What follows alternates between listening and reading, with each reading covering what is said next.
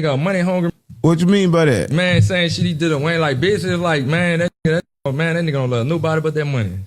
So was it really over Lil Wayne and shit? Man, saying what was doing to Lil Wayne? The money shit, everybody the rest seen it, you know what I'm saying? Wayne had to go sue this for the money, had to do albums, drop this after this after this. But what he do to you? You ain't earn cash money, no money, did you? No, this what it was with me and Bird, right? When I went on life support, I ain't asked Bird. Nobody wasn't looking for Bird when I went on life support and all this. I ain't never tell Bird come to no hospital. I ain't never tell Bird come on no FaceTime. Hold on, went on life support? Yeah. Like, for what? You can't just go to that. We're going to get life support. Nah, we're going to get that.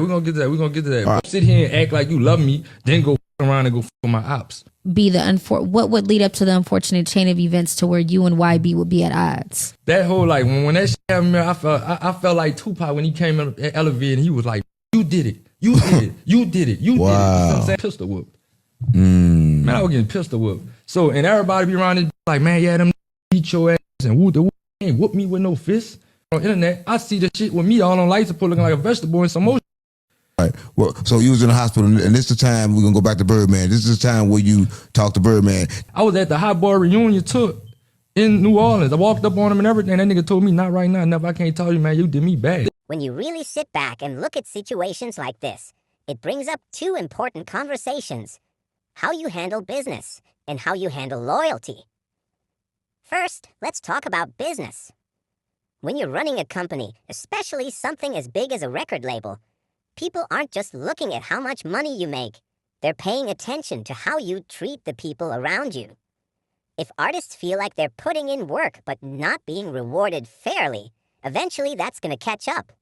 And over time, we've seen multiple artists distance themselves from situations where they felt like the business wasn't being handled the right way. Good business isn't just about profit. It's about consistency, transparency, and making sure everyone involved feels respected. When you do right by people, they're more likely to stay loyal, continue working, and even help grow the brand. But when that trust is broken, it creates a cycle where people leave, speak out, and the reputation starts to take hits. Now let's shift to the loyalty side of things.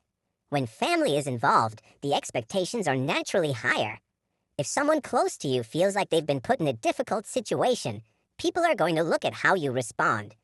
Even if every detail isn't public, perception matters. The way you move afterward can either build trust or raise questions.